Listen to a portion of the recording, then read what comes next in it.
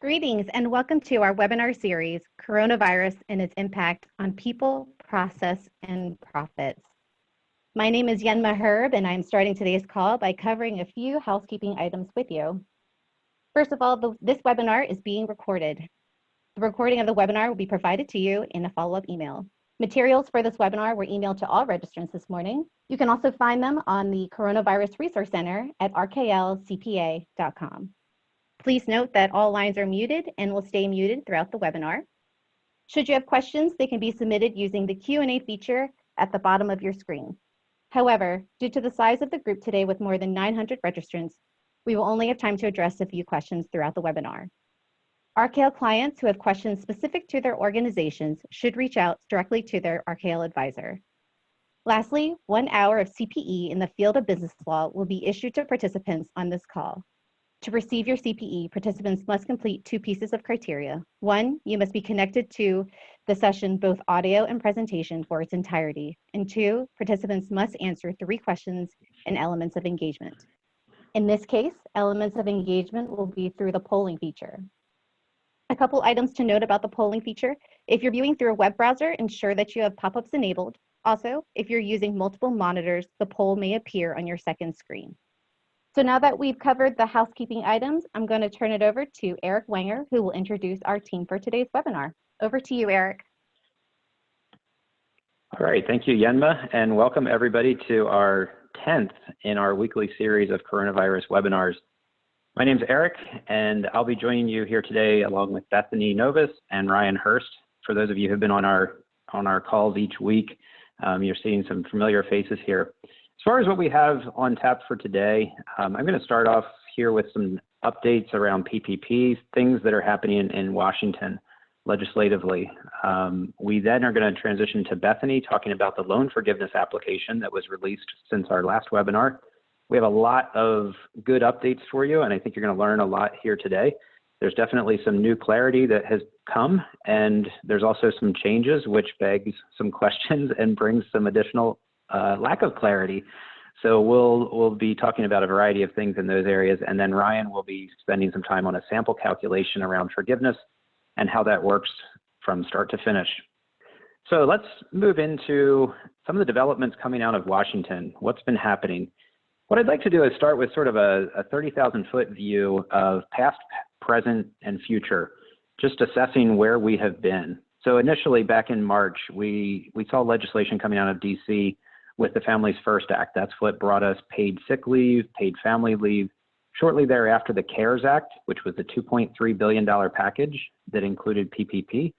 That act passed. The SBA put out some guidance around PPP. And in that initial round of guidance, they said, yes, indeed, this is first come, first served. Many of us remember the scramble, and in less than a week's time, $350 billion was spoken for. So Congress came back and did sort of what they're calling the PPP refill, sometimes called stimulus version 3.5.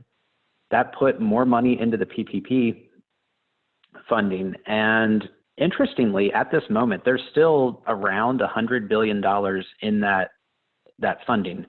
So I bring that up simply to say probably many of you have already availed yourselves of PPP if you're interested. But you may be aware of some nonprofits, maybe some very, very small businesses, maybe some sole props that have not taken advantage of PPP. And, spread the word. There's still money out there. I think some folks are surprised that that's where we're at, but that's the reality. In this sequence, in this timeline, sort of what happened next was, we continued to get SBA guidance through the form of interim guidance, through the FAQs that they post. And what I phrased here is the noose tightens. And the reason I say that, there were a number of updates that came in succession, which were scaring taxpayers, scaring businesses. And the reason for that is there was this question around access to other sources of liquidity. There was all the drama around public companies applying for money, some private equity companies applying for money, a lot of grandstanding from politicians around whether or not that was appropriate. We had many a conversation with clients that were somewhat spooked about, should I even remain in the program? What I wanted to point out here is that last week we talked on, sorry, these slides are always tricky to get to advance. We talked on this slide. Ryan shared this slide last week, and I just put this here as a reminder. And this question that was in the original Act related to the current economic uncertainty makes this loan request necessary to support the ongoing operations of the applicant. The SBA came out with a safe harbor rule, which basically says if your PPP loan is less than $2 million, don't worry about this requirement. You're deemed to have satisfied it simply because you're on the smaller side of companies that were getting PPP loans. So that certainly brought a lot of clarity and was appreciated. Another thing that happened exactly 2 weeks ago today is the Inspector General issued a report reviewing the PPP program. And that's sort of the watchdog around a huge legislation package like this. As you can imagine, it's not seamless, as we've seen in its rollout and implementation. And the Inspector General's job is to literally line up that legislation side by side with the subsequent guidance and the reality of how things are playing in the market and say, is it or is it not doing what it's intended to do? I'm going to come back to that in just a minute. Moving ahead, we've had some more guidance coming from SBA, continue to have guidance, which includes the forgiveness application, which Bethany's going to talk about here in a moment. And honestly, the question around, the noose tightening, now it becomes a little bit about like, well, what noose are you talking about? Because originally it felt like the SBA just kept trying to limit how much forgiveness may be available, either through which taxpayers qualified or what expenses would qualify. And now all of a sudden we're seeing this sort of change in temperament, which is, hey, we want to make sure that companies are surviving and thriving, and not just through June 30th, which has been the date, again, going back in time. When Congress passed this CARES Act in March, the belief was by June 30th, the world's going to look a lot better. If we can just keep employees employed and companies can keep the lights on and pay the bills, by June 30th, we'll be good. And I think, sitting here today in May, it's, a lot of companies are saying, this may not just be finished come June 30th. And there's a lot more collateral concerns. And as a result of that, the SBA is responding more favorably. And then the last bullet point, congressional involvement again. There's discussions around Stimulus 4.0. We still have this outstanding question around PPP forgiven, the expenses that are forgiven because of PPP. Will they be deductible for tax purposes or not? That remains an open question. So where I'd like to go next is the Inspector General report. The Inspector General, again, was engaged to basically do a checkup on how the PPP program is working. This is an excerpt directly out of the report that was issued, again, 2 weeks ago, Friday. And on the left here, what did we find? We found that the SBA's interim final rules for implementing the PPP and the SBA's FAQs mostly aligned with the Act. We identified the following areas, however, that did not align with the Act's provisions. Number one, prioritizing underserved and rural markets. Number two, loan proceeds eligible for forgiveness. Three is guidance on loan deferments. And four is registration of loans. To elaborate on those, in their executive summary, what they said, the suggestion actions, basically requiring borrowers to prioritize, or the lenders being required to prioritize borrowers who, are among some of the underrepresented groups, whether that's women, minorities, rural areas, urban areas. And they're saying, hey, you guys didn't even collect the demographic information to be able to assess that. So how are we ensuring that that's the reality? The second point, for the loans that already were dispersed, including some of that information gathering for the loan forgiveness requests to try to address that. And honestly, the $100 billion that's currently left, there's definitely a push toward trying to make sure that some of those dollars go to especially very small micro businesses or some of these underrepresented demographics or nonprofits. The third bullet point here, evaluate the potential negative impact to borrowers regarding the specified percentage of loan proceeds eligible for forgiveness and update the requirements as deemed necessary. What this gets at is the 75% of loan forgiveness that is required to be spent on payroll and benefits. That is not something that you're going to be able to go to the CARES Act and find in plain English. It didn't exist. And the SBA basically said, we're going to apply that because we believe that's a reasonable measure of the intent of Congress. And the Inspector General came in sort of their checks and balances role and said, well, we're not sure about that. And we can see in a moment here, we'll talk about some of the result of this particular finding. The next item is just to have some guidance to lenders on the deferment process. As you know, people can go, or the businesses that borrow have 6 months to not pay interest and have their balance deferred, and just some clarity around that. The final point, this is not necessarily a surprise, but there is going to be some amount of publicity around those companies that received a loan, whether that's their EIN or their name, and I'm sure there's certain organizations through either 990s or 5500s will be able to match that up.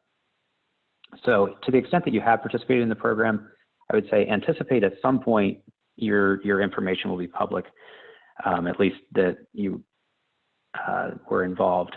So the HEROES Act, I wanted to talk about this, and it's important to note this is not yet law. This passed the House. The House is Democrat-controlled majority. The Senate is Republican-controlled. The HEROES Act stands for Health and Economic Recovery Omnibus Emergency Solutions Act. It's a $3 trillion package.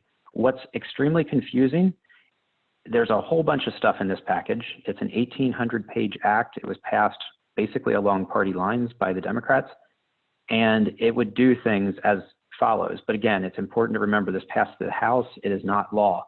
It would include the $600 per week unemployment federal supplement through January of 21, eliminate the state and local tax cap of 10 grand, forgive $10,000 of student debt. It would give another round of stimulus payments, including students. It would expand the earned income credit. It would increase the employee retention credit from 5 grand to 36,000 per worker. There's a whole bunch of stuff in this package that goes beyond just these tax aspects and accounting aspects. Final quote here, Senate Republicans and Trump said this thing is dead on arrival. So there's been a lot of press around the HEROES Act. What's important to understand is it's not law. And honestly, because of where the Senate Republicans who are in control and Trump are on this matter, it's unlikely to show up in that particular form. The last slide, the last slide that I'd like to talk about is sort of a side-by-side of where are we on the legislative landscape. The first being the CARES Act, which obviously is law and what its provisions are. The HEROES Act that I just mentioned, which passed the House but has not passed the Senate and is not law. And finally, what became sort of a subset of the HEROES Act is something that has bipartisan support. It's called the PPP Flexibility Act of 2020. So let's just run through what the provisions are. And there's some significant stuff here. The covered period under CARES Act is 8 weeks, as everybody knows. What was proposed in the HEROES Act is 24 weeks. Same story for this Flexibility Act. They're proposing a 24-week period to spend your money from the PPP program. Some Senate Republicans are suggesting 12 or more likely 16 weeks instead of 24. The point being there is strong bipartisan support to make the period longer than 8 weeks. The reason for that is because, everybody's aware that certain industries especially have been closed, and they're hearing loud and clear that companies are saying, we're not going to be able to spend our money. And even if we are open, we still may not be able to get 100% forgiveness. The 6/30 date in this narrower passage. So let me just highlight here. The HEROES Act, as I'm saying, has a very low probability of passing in its form, the $3 trillion package. So congressionally, what they said is, let's take just a narrow piece of this specific to PPP and see if we can get bipartisan support, which would increase the period. It would take the June 30 and strike that date, replace it with 12/31 for things like testing FTEs. This particular package doesn't do anything related to the 75% piece, which the HEROES had. This particular package, which is more likely to pass, does not address the tax deductibility. There's no special carve-outs. It does change the loan term from 2 years to 5 years.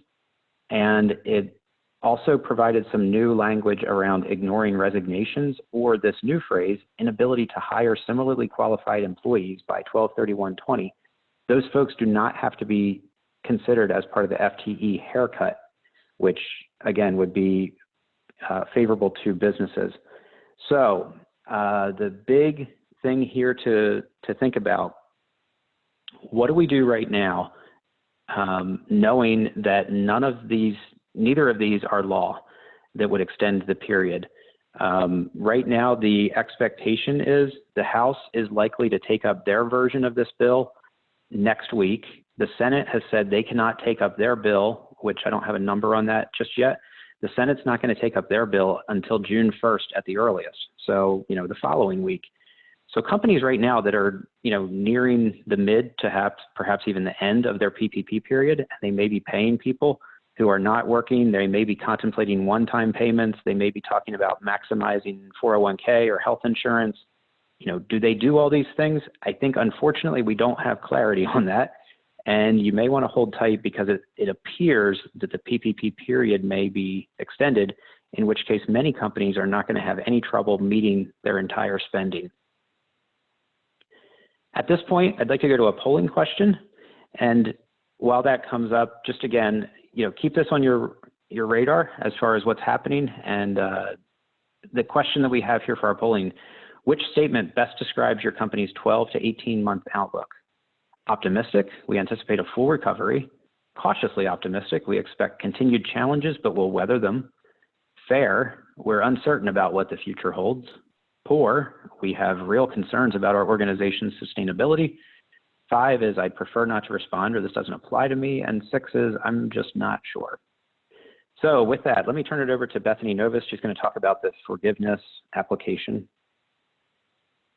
All right, thank you, Eric. And it's nice to have you back this week again. I know we gave you a week off, but the people spoke and they filled out the survey. They said we wanted Eric back. So welcome back, Eric. And we're happy to have that update. As you can see, there's a lot of movement this week on the PPP.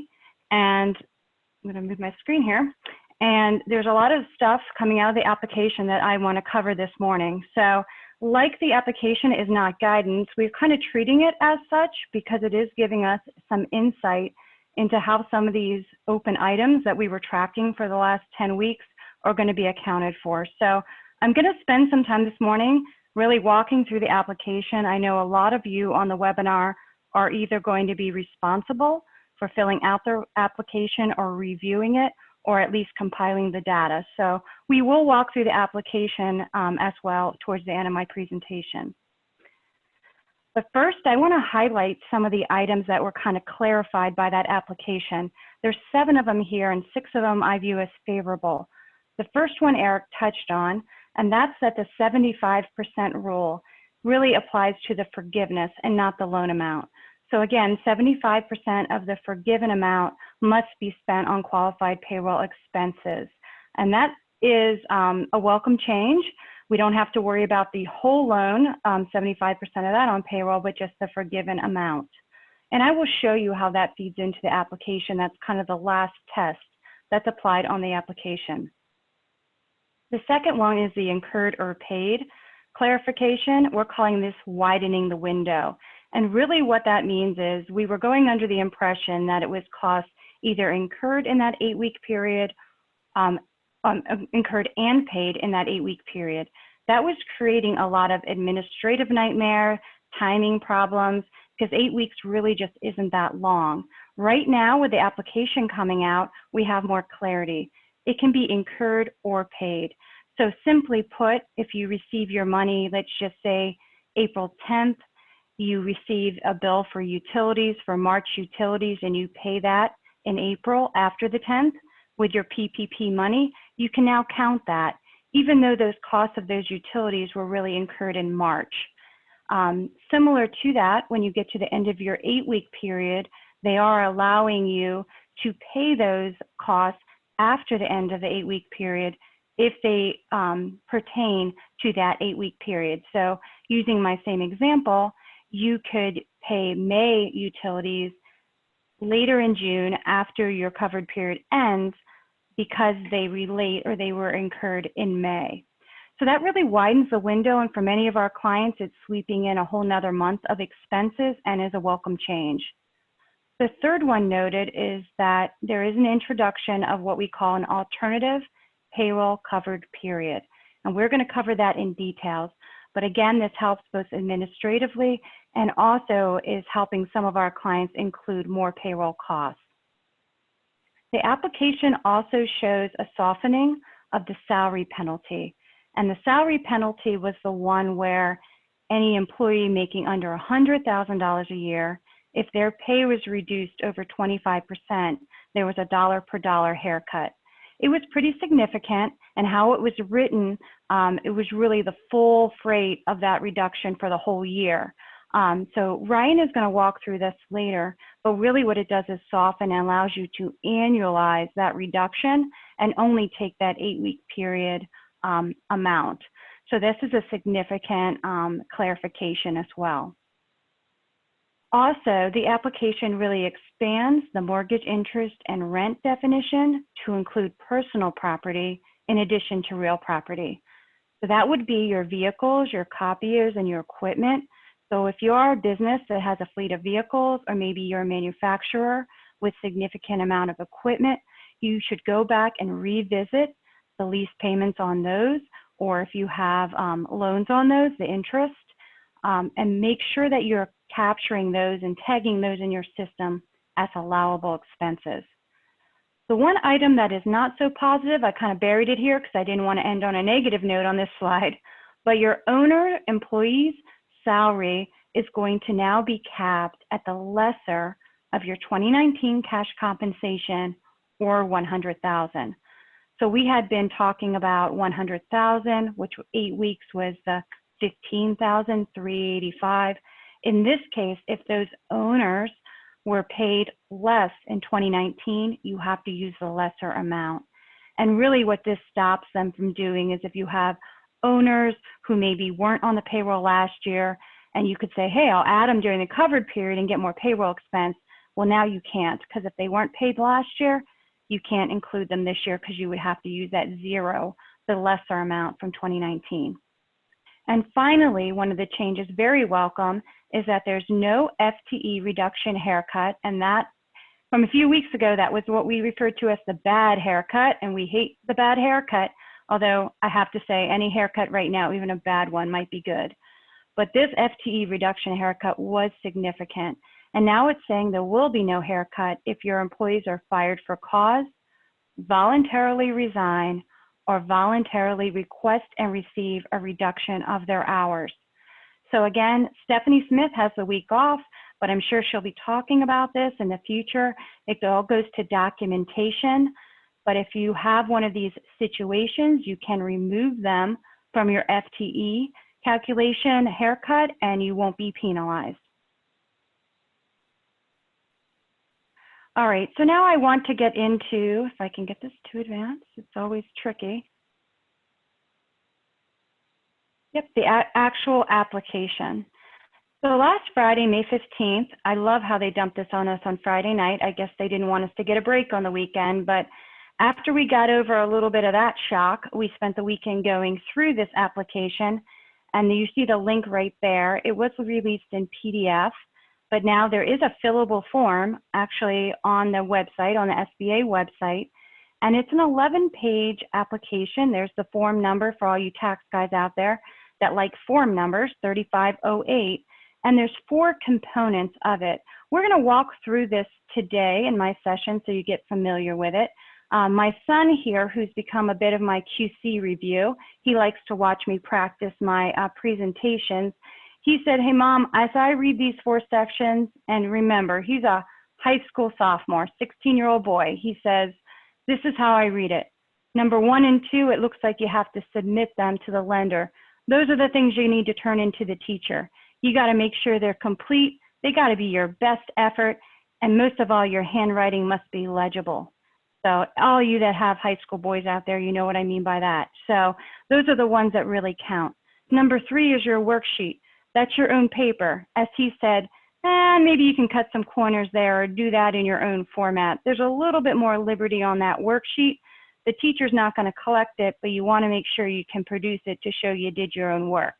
And number 4, the borrowed demographic information form, optional. Coming from a 16-year-old boy, I won't tell you what he said about that. You can do your own, draw your own conclusion about optional, but just know that that's not going to be required. Here's how the documents flow, just so we get a good feel. These feel very, I like to use the word taxi, which my husband reminds me is a noun and it's kind of car and is not an adjective, but they feel a bit taxi, like a tax form, if you know what I mean. You're going to have your Schedule A worksheet. That's outlined in yellow just to kind of separate it and show it that you're not going to actually have to turn that in. But this can be the provided form that we're going to go over, and that's included in the 11-page application, or you can use something out of your payroll system or your payroll processors. Many of them are coming up with really great Schedule A worksheets, so I would start there first. This really tracks a lot of key information per employee. So it's going to track your cash compensation over the covered period per employee, and it's going to assign each of those employees an FTE equivalent. Also on there is where you would report your salary wage reduction or your haircut for each employee that you reduced their salary. There are separate tables on the Schedule A worksheet. It's separated to a table for employees making under $100,000 and over $100,000. Again, not required to be submitted to your lender. This truly is a worksheet. The worksheet then feeds up into Schedule A. And this one, I don't want to say it's idiot-proof, but even I could follow it. And my husband reminds me I'm pretty bad at tax returns. I stay away from that. As a consultant, even a consultant can follow this. So boxes from, amounts from boxes 1 through 5 on the worksheet, Schedule A worksheet, we're going to look at this, just feed exactly into lines 1 through 5 on Schedule A. Then you're also going to report your additional payroll-related items such as health insurance and retirement plan and state and local taxes on compensation on this Schedule A. Here's also where you're going to report your owner, employee, and self-employed compensation. You're not going to include those items in your Schedule A worksheet. It would be double dipping. They're actually pulling them out, and there's a separate line for those owner employees and self-employed individuals. And from studying this form, my conclusion is probably because they're going to limit that to the lower of $100,000 or the prior year. So they're going to make it easy for them to pull that out and look at it. And that also calculates your FTE haircut. This form, again, Schedule A, is required to be submitted to your lender. Schedule A then feeds up into your calculation form, which is a one-pager. It brings all those payroll expenses from your Schedule A onto the calculation form and adds those other allowable expenses, mortgage interest, rent, and utilities. It also reduces your haircuts. It brings in those haircuts here, your salary and hourly haircut, and your FTE haircut. And the final test, it compares that to your 75% payroll test. So 75% of your forgiveness must be spent on payroll. Again, that's required to be submitted to your lender. So let's cover this new covered period and alternative covered period. We all know we can recite it like the Pledge of Allegiance, man. The original covered period was at 8 weeks or 56 days, starting on the day you receive your PPP funds in your account, right? Pretty straightforward. Now they have introduced an alternative pay covered period. This is an 8-week period starting on the first day of your first pay period after receiving your PPP funds. So it gets rid of a lot of administrative headaches because you can really start your payroll covered period on your first payroll after you get your funds. It could be a better choice for you depending on the timing that your employees return to work and how your pay periods fall and when you receive your money. Here's an example. So XYZ company pays every other Friday. They got their funds on April 14th. You see the little star here on the April 14th. Their covered period would start and go for 56 days, starting on the 14th. And you could see they pay every other Friday, and they're capturing 4 pay periods under this example. If they want to elect the alternative pay period, again, their pay periods run every 2 weeks. They start on a Sunday. The first pay period that would start on Sunday would actually be on the 26th. So that would actually allow them to sweep up 5 pay periods into the covered period. Now again, depending on how your payroll falls and when you bring back employees, that could be a very advantageous rule for you. So I would ask you should look at both of these, and I would suggest that I'd recommend that you look at both of them and see how they fall best. Now, there is a question at the very end here. There's going to be a couple days because you would have ended your pay period here the weekend before, but there's a couple of days on that last week that are not going to be captured in that last pay period. I am receiving questions.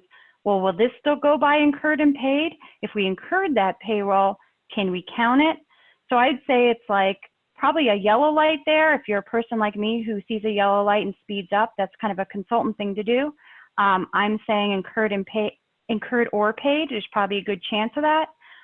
If you're a rules guy, I'd say we're probably going to get more guidance on that as well because everyone's asking. And certainly if they extend the covered period, that becomes less of an issue. So we will watch those last couple of days there, but it certainly gets rid of the beginning of the pay period and the proration issue. A quick note on FTEs. We've been wondering how they're going to calculate this. We told you to be consistent. We were using SBA. They've now come out that 40 hours or more will be 1 FTE. Under 40 hours is assigned an equivalent. So if I work 24 hours, I receive a 0.6 equivalent. And anything over 40 is 1. Option to then instead elect simplicity. Over 40 hours is 1 and under 40 hours is 0.5. Again, more important to be consistent in your measurement period and your covered period. And so run those numbers too and see which one works best for you. So I'm going to take my last 5 minutes here and just run you through give you a little glimpse at the application and how that flows. Your Schedule A worksheet where you start, again, is going to compile your cash compensation, your FTE equivalent, and wage reduction during that covered period. Again, you do not include owner employees or self-employed individuals here. They're going to go straight to Schedule A and not on the worksheet. You don't want to double dip. Here's what it looks like. It's very simple format. Again, you can use this format or have your own report. There's 2 tables. Table 1 is employees under $100,000 a year, and Table 2 is your higher paid employees with wages over $100,000. You see they both have cash compensation and FTE equivalent. And the one under 100,000 also calculates the wage reduction. There is no haircut for people making over 100,000 getting wage reduction, so that's only in Table 1. You see boxes 1 through 5 that I talked about earlier highlighted there. That's the one I called idiot proof. You want to take boxes 1, 2, and 3 from Table 1 and 4 and 5 from Table 2.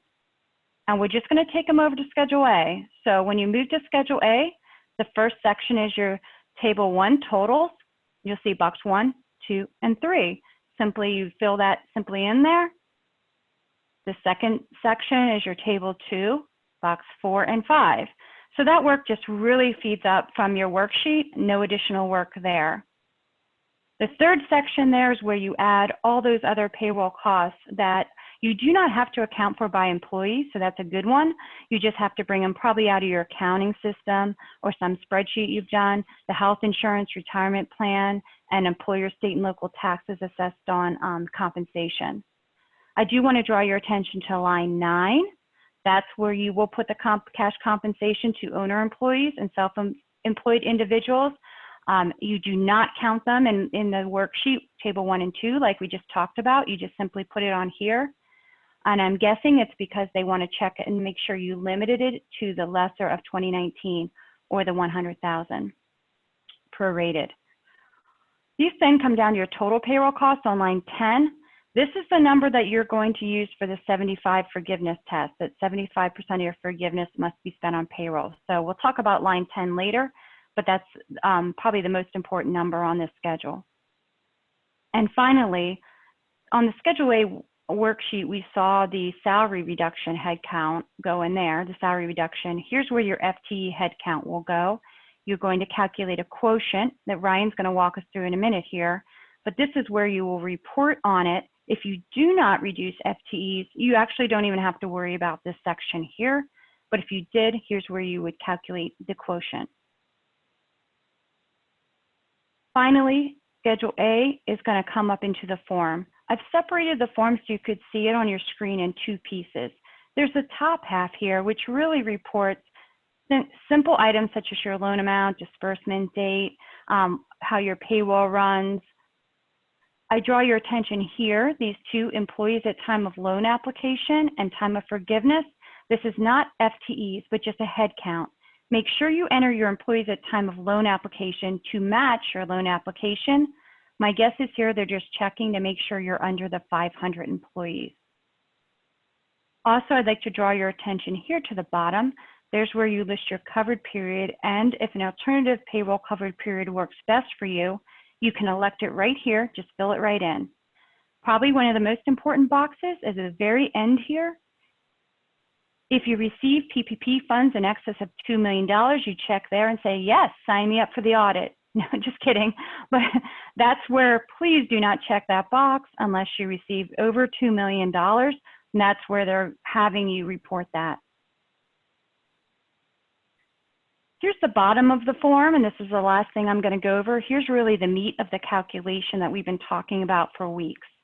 So you bring over the payroll costs from your Schedule A, line 10 that we just talked about, and you're going to add those other items, the ones that we talked about, paid or incurred, the mortgage interest, rent, and utilities, and then you're going to go through your haircut reductions, both your FTE and your salary reductions that Ryan's going to walk you through in a minute. Here's where they would appear on the form, and you can see it refers to your Schedule A underlying documentation as well. And then finally, it comes down to your forgiveness amount, and it does take this 75% payroll test to make sure that you spent 75% of the forgivable amount on payroll. If not, it's going to limit you to the lesser amount. So all of that there, this is, like I said, is really the meat of the form, and line 11 is where you're going to come down to your actual forgiveness. So hopefully that wasn't too dry for you, but now you can navigate the form and watch the recording again if you want to as you go to walk through your own calculation form. So before I turn you over to Ryan, we have one polling question that you must answer. Remember, to be eligible, you have 3 polling questions that you must answer throughout the presentation. So our question is, how will you complete the application? Answer 1, hey Bethany, your explanation was fantastic. I loved it. I will do the form myself. Number 2 is not so fast. I think I'll outsource that maybe. Number 3 is, I'm not really sure. I haven't looked at it yet. Let me dig into the 11 pages. I'll get back to you on that. And the 4th, I didn't receive any PPP funding. So thank you. And now I will turn it over to Ryan. Okay, thanks, Bethany. Great job covering a pretty complicated, albeit dry comment. I'm going to walk you now through an actual example from start to finish on PPP loan forgiveness. And we'll be going through this more in the form of, let's say, in a way that is maybe a little bit easier to digest rather than a user guide on filling out the forms. This is more to understand a lot of the concepts that are part of the loan forgiveness calculation. So what we have here is a fictitious company, Fred's Service Center. Fred's, like many businesses in Pennsylvania, was shut down in March as not life-sustaining. We kept it simple here, or at least tried to be simple enough, kept it very small. 1 owner as an S Corp and 10 employees. Fred received a $100,000 PPP loan. The funds were dispersed on April 13th, 2020, and the last day of the covered period for Fred was then June 7th, 2020. That's the 56th day later. So in our example here, what we did is created kind of a payroll roster. We have the owner here, and then we also have a set of the 10 employees. Looks like my red mouse is not working so hot. Of those 10 employees, no one, including the owner, are making more than $100,000. There are 8 full-time salaried people and 2 part-time hourly employees in addition to the owner. The FTEs here, this is, as Bethany mentioned, we have FTEs in a base period that are calculated based on a 40-hour work week. That's kind of in the center column on that table on the right. Basically what we did is looked at what their normal weekly hours were divided by 40, rounded to the nearest tenth, and there's your FTE calculation, calculated 9.4 FTEs. We kept it pretty simple here. In the real application you do, you'll have multiple ways of looking at historical FTEs. We assumed that everything stayed very constant or very much the same in 2019 and early 2020 to try to reduce some of the math that we're throwing at you. But we'll point out some of those places where you might be able to calculate things a different way, perhaps to your benefit. Notably, the owner for our purposes is not included in the FTE count. There's a little bit of ambiguity out there as far as the whether the owner actually should be counted as an FTE or not. The best interpretation we have is that they should not be, but we're really awaiting more guidance on that front. As I mentioned, the compensation, the hours did not change from 2019 until the shutdown on March 19th.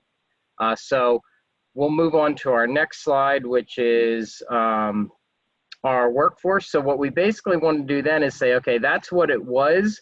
Now here's what actions were taken by Fred as a result of the shutdown.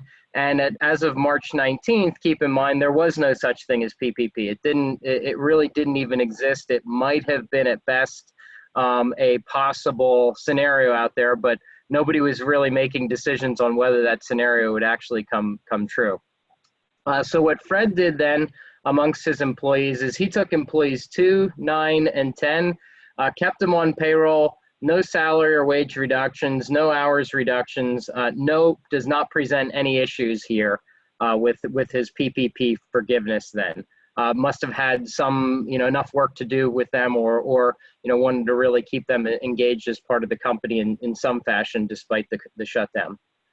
Employees 3, 8, and 7 have different but similar scenarios as it relates to FTEs. So employee 3 was furloughed, but then ultimately that employee elected to resign, move on, got another job. Employee number 8 was terminated for cause, and employee number 7 decided they were going to voluntarily reduce their hours because they had some home issues, let's say childcare or something like that they needed an hours reduction, but would continue to be on the payroll at least on a part-time basis. So all of those 3 situations are lumped together as it relates to the FTE test, because so long as those employees were not replaced, we didn't have to worry about those situations impacting the FTE account, as Bethany had mentioned before. What we don't know though for sure is with employee 7, the hours reduction as it relates to FTE is fine, but we don't know if because there was a corresponding salary reduction, is that going to be a problem for the salary reduction haircut test later on? In this case, we're assuming it's not going to be a problem, but I think further guidance is needed there to verify that. So employees 4, 5, and 6, they were furloughed, then brought back 1 week into the 8-week period. That's where you can see kind of in the middle of your screen, these 0.9s in the revised FTE count. Fred was just a little bit slow to bring them back, lost a week, and then it impacted the FTE count, despite their working consistently 40 hours a week for the remaining 7 weeks of the period. You'll see that their salaries then on the right side were also impacted a little bit because they weren't on the payroll long enough to actually be incurring payroll costs that were ultimately paid within the 8-week covered period. And then finally, employee number 1, let's think of this as maybe a salesperson or somebody that has a little bit of variability in their salary or compensation. They were making $60,000. This was reduced to $37,000 on March 19th. Because of that reduction, we'll then need to run the salary reduction test to determine whether that reduction was significant enough to warrant a haircut. Notably, on the right-hand column, that employee's compensation is also down because you're not paying him as much money. Or Fred in this case is not incurring that level of payroll cost. So there's already a little bit of a reduction there. We're going to explore that salary reduction to see if there's a further haircut. So first, let's look at the impact on FTEs as it results, or as it relates to some of those changes that were made. Again, we had those folks that were had special conditions that they left the company and they qualified for a special condition like a for-cause termination, something like that. Remember, those are ones, but we also had those 3 employees that were brought back late and they were a 0.9 FTE. So that's going to be one of the things that minimizes or that at least reduces the amount of the retention of FTEs and therefore results in a little bit of a haircut. So what we do, the math here is in the numerator, right in the center of your screen, this lighter blue box, that numerator is a reflection of the 9.1 FTEs that we calculated on the previous slide. So this one, 9.1 right there at the bottom. And then if you remember a couple slides ago, 9.4 at the bottom of that table, that was kind of our base calculation over a broad period of time. We're going to bring back that figure, and that's in the denominator of this quotient in the center of the screen. Now remember when I said we're going to try to keep things really simple and keep hours and salaries at constant rates throughout that whole period? If they weren't, if they actually fluctuated, we'd really be looking at this left-hand column, this comparison period column, and we'd look at period A, and we'd also run the math on period B, and we would see which one is the better number, which is, in this case, the smaller number. The lower amount is better for you in terms of the FTE reduction quotient. And if you're a seasonal borrower, then you also have a third set of periods that you could look at, which is any consecutive 12-week period between May 1st and September 15th, 2019. So you can almost, to an extent, pick your period that's in the denominator and pick the most advantageous period. So the best of one of those 2 or maybe 3 cases ultimately get used in the denominator of this quotient.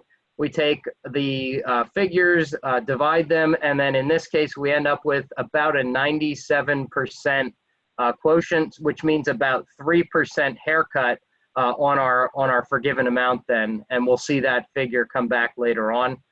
Also of note, before I move on from this slide, if the FTEs are restored by June 30th, and part of that is if they were restored, but a reduction had been made through April 26th related to the coronavirus, and then they were then later restored by, currently the date is June 30th, then this FTE reduction quotient really doesn't matter. You basically get 100% or a factor of 1 that goes into your calculation. We're assuming that for whatever reason wasn't in place for the purposes of our math here. So let's look at the salary and wage reduction test, or that second haircut that happens here. So let's look at it with respect to employee 1. If you recall, this was the employee that we reduced the salary from $60,000 to $37,000 on March 19th. This is sort of a 3-step process to assess first whether there's an issue, whether there's an issue that really needs to be an amount that needs to be calculated as the haircut in the first place. Second, is there a similar safe harbor that was met, that same June 30th concept? And then third, if ultimately it's determined that yes, there was a significant haircut and no, the safe harbor was met, then we move on to step 3 and say, okay, well, how much is the actual haircut? Let's calculate the dollar value of that haircut. So in our example, what we do here is we calculate first to see if the salary for employee 1 was reduced by more than 25%, or if in this case, if the salary was 75% or more of the old salary, then he would be good to go. In this case, what we did is we compared $37,000 to, you'll notice this $56,000 figure. And what that is and why it's not $60,000 is because you actually do a blend of kind of the average salary over the course of that entire calendar first quarter of 2020. So specifically, we're looking at most of the quarter at $60,000 annually, and a small fraction of the quarter, about 13 days at $37,000. and that's why you get that kind of funky number there. So what we calculate is a 65% factor. It is less than 75%. So in this case, we need to move on to step 2. Step 2 then is very similar. If you look at the previous slide when we had this on the lower right-hand corner, the restoration by June 30th, it's basically the same type of test. So we look at his pre-February 15th level, or actually February 15th to April 26, 2020, and we say, 1, did it actually decrease? And then 2, was it restored to that 60,000? If those conditions were met, then we can say no issue with this. But in this case, the salary was not reduced, and it was reduced, but it was not restored by June 30th. So we move on to step 3. This is just simply the math of the actual calculation, where we take 75% of that hour average in the first quarter, and we compare it to the actual amount. The amount that is haircut then is $5,500. Basically, that's the difference between, 75% of that first quarter average and his new salary. We find $5,500. We prorate that for the 8-week period, and we say, okay, $852. That's the reduction that needs to happen in the forgiveness calculation. So here I'm going to move through the rest of this a little bit quickly, because this is the stuff that people generally know, at least from a mathematics standpoint. On the right side in that right table, we now calculated the eligible expenses and said, okay, how much cash compensation for the employees do we have? There's 3 other items in the application that are permitted beyond the cash compensation. That's for employer contributions for employee health insurance, retirement plans, and state and local taxes assessed on employee compensation. We also add to it the owner's compensation. That is not, the owner's not making above $100,000 annualized, so we're good there. No cap on that, and the salary was consistent with 2019, so we don't have to worry about that cap. Calculate our payroll costs, $56,700. Add to that the other big 3 areas that you can calculate: mortgage interest, rents, and utilities. And you can see in the left-hand column some of the considerations that were made here. We did this for ease on a monthly basis, but with the whole incurred or paid concept, that is probably going to work out that you could potentially do that on a monthly as opposed to a 4-week basis. So that is our math here. We get to $76,000 of eligible expenses. We then do our salary reduction here, the $852. You can see that on kind of line 2 of this calculation. So we reduce that forgiveness by the $852. Then we multiply that by the roughly 97%. So there's a further that second haircut. And then finally, we now compare 3 figures to determine what is the forgiveness amount. First, the 72,910, that's the 75,312 times the 97%. So we look at that. We also look at our loan amount, because you can't be forgiven for more than your loan amount. Debatable on whether that's plus interest or not at this point. And then finally, it's also capped at 75% of payroll costs. So we compare those 3 numbers and we choose the lesser of the 3. So that is the 72,910, and that is our forgiveness amount in this calculation. So that's the math and kind of going through things, just sort of a little summary here. We had a $100,000 loan. We calculated $73,000 of forgiveness, so about a 73% forgiveness rate.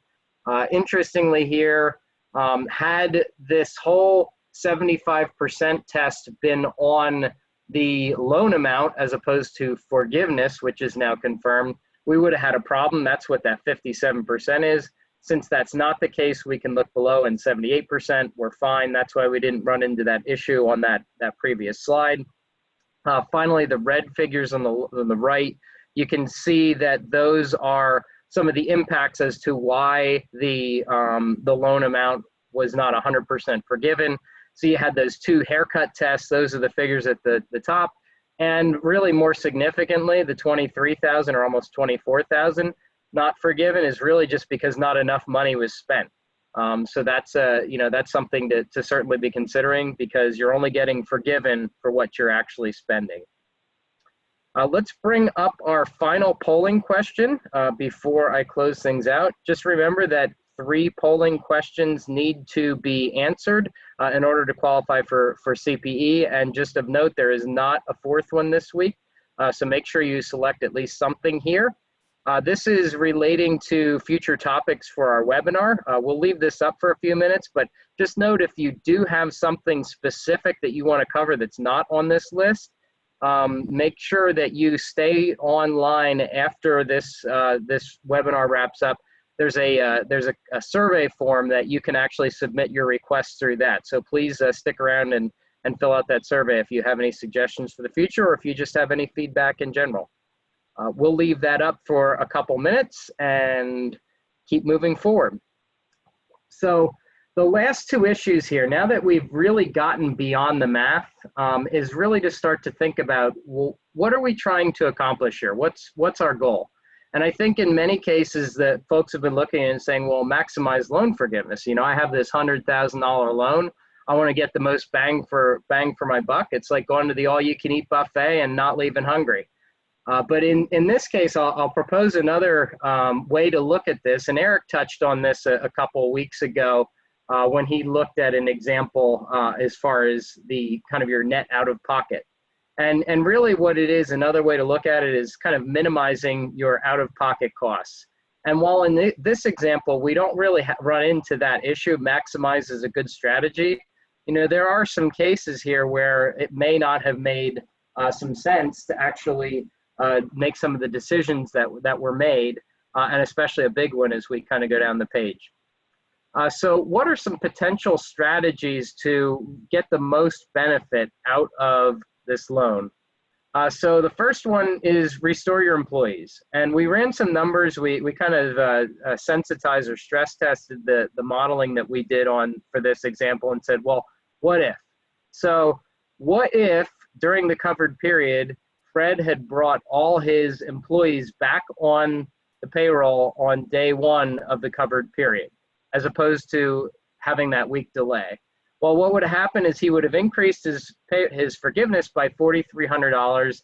Now, there would be an increased cost because he would have spent more money on payroll, which is cash out of pocket, but there's a $2,400 difference to the good that Fred would have benefited on his loan forgiveness and then his net out of pocket. Also, similarly, $2,400 is also the amount if he'd restored his workforce in full, the FTEs, by June 30th. Secondly, the restoration of the reduced salaries and wages for that one employee. If he had, during the covered period, brought the wages back up, he would have gotten an increased forgiveness level of $4,200. Now, he would have had increased costs over that period of about $3,500. But again, he would have been about $700 to the good. So by June 30th, 2020, if he had elected to put that person back in full, now he wouldn't have had that haircut at all, and he would have had an $824 benefit from bringing that person back on or restoring their wages in full. The third one on this is to ensure that not spending on payroll is not eroding forgiveness on a non-payroll cost. This one doesn't really apply in this example, but keep in mind, you're only really getting the benefit of utilities, mortgage interest, and rents if you're spending on payroll because of that 75% test. So don't fall short on payroll and then be missing out on some of those eligible expenses on the other overhead by not spending enough on payroll. So here's kind of a what if then in the 4th item down. What if the owner had not brought those 3 employees back? What if the owner just said, you know what, I'm just going to be the old wise business owner, like Eric put it a couple weeks ago, and I'm going to take a normal tactical approach to when we're in a recession or some sort of a downturn, I cut my people back and I only employ them if I need them.